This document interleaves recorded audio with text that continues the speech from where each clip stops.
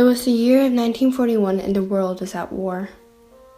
Hundreds and thousands of men are being deployed to the war front, but women are working just as hard on the home front. Due to high numbers of men being enlisted, the job positions left abandoned by men were quickly filled by women wanting to help with the war effort. London, England, 1941. London has been devastated by the numerous firebombs dropped by Nazi Germany. Hundreds of women are working to provide aid to the victims of the bombs.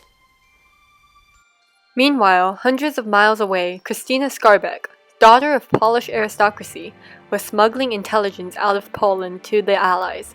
She's a member of the British Special Operations Executive, or SOE. She is the longest serving of all British wartime female agents, and her success and resourcefulness was credited with influencing the organization's policy of recruiting increasing numbers of women. Soviet Russia, 1941. Over 800,000 women are working in the Soviet armed forces. A majority of them serve as medical or auxiliary units because that was the quickest way to military advancement. Soviet Russia was also home to the first female fighter pilots and snipers. The widely feared 588th Night Bomber Regiment, or Night Witches, was the first all-female pilot regiment. Any Nazi who managed to shoot down a witch would immediately be awarded with the Iron Cross. The Soviets also widely utilized female snipers, as they believed the qualities of a good sniper, patience, deliberance, and avoidance of hand-to-hand combat were well suited for women. At the height of the war, 13 million men fought for the glory of the Third Reich, but unlike any other country fighting in the war, the women were not allowed to work.